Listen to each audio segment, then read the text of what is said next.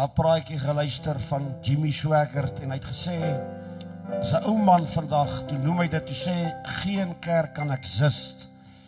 En dit maak hom ook dan nie meer die entiteit kerk as die deel van Handelinge 1 en 2 nie die teenwoordige wêreld is in die kerk nie. Dan is dit net 'n samekoms.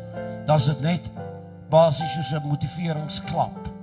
Maar met die Heilige Gees betrokke, verander alles tussen daai groep mense. Verander alles oor die media.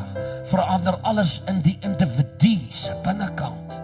Die Gees, die trooster is gestuur vir daai deel. En ons gaan dit sing terwyl Dr. Isak Burger, hy is geken, voormalige president van die apostoliese geloofsending van Suid-Afrika, een van die kerkgenootskappe wat ek ongelooflik ek wil nou sê en ek glo as ek reg is, Dr. Isak, in 1908 het hulle eerste groot voetspore onder 'n magtige, kragtige deurbraak onder John G. Lake hier in Suid-Afrika gevestig en uit geen ander wêreld soos ons dit daai tyd verstaan as Zuzu-straat nie.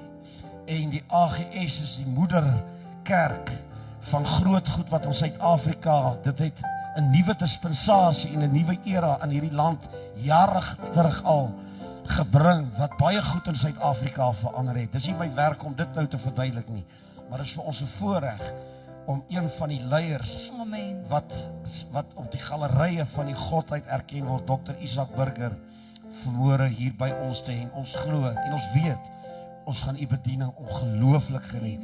Jy kan dit self regkry terwyl ons hier die song sing. Die song is